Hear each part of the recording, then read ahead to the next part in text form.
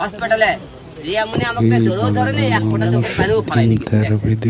তাহলে ভালোবাসা কত আপনারা দেখেন। এখান থেকে নিয়ে বাসা থেকে নিয়ে যাওয়ার পরে রিয়ামনি 3 দিন বাসায় আমার থাকার পরে বাসা থেকে আমি যখন আসে আপনার অফিসে আসি, রিয়ামনি করছে তুমি যেন বাসায় আসো না, বাসায় তোমাকে আসতে মানা করেছে, এই বাসায় তুমি আসলে বাসা ছেড়ে দিতে বলেছে।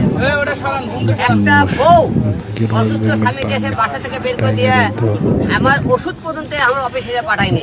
আমি অফিসে ঘুমাই, অফিসেই খাই। আমার এই বউ আমাকে ভালোবাসে। অথচ দেখেন আমার এই বউ মনে করেন সেদিনকে তখন আমরা প্রেমিকের কথা বলি, তখন কিন্তু সে খাও করে ওটা বলে আমার মনে হয় না সেই কাজে জড়িত আছে। এখন এই কাজে মূলত মাস্টার মাইন্ডটা ছিল রিয়ামনি। রিয়ামনি তার ম্যাক্সের সাথে হাত মিলে সে আমাকে ফোন করতে চেয়েছিল। আপনি তো গ্যারেকে বলতে রিয়ামনির সাথে জড়িত নাই।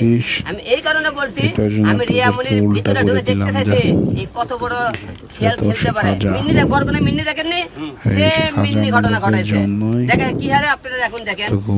সেই দিন মনে করেন আমাকে যখন মনে করেন বাসা থেকে বের করে দিল, একটা বউ কিভাবে বলে তুই বাসায় আসো না, কেন বাসাতে মনে করছে? সে তার প্রেমিকের সাথে কথাবার্তা বলতেছিল, যোগাযোগ করতেছিল।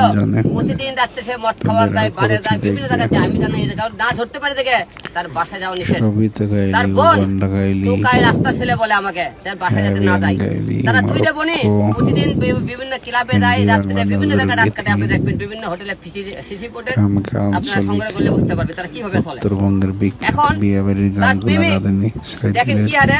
আমি সেদিনকে রাত্রে বেলা তখন পুলিশে ধরে গেল, রিয়ামনি করলে কি তার হলে যে ওর একটা ছেলেকে থানায় দিয়ে পাঠালো, থানা থেকে সে করলে কি কোর্টে দিয়ে পাঠালো। কোর্টে রিয়ামনি মামলার উকিল দিয়ে জামিন করাইছে তারে। ওর ভাই রাকিব জেল কাটতে পড়েছেন, তার খাবারের টাকা জেল কাট দিয়েছে, জেলখানা যায় আপনার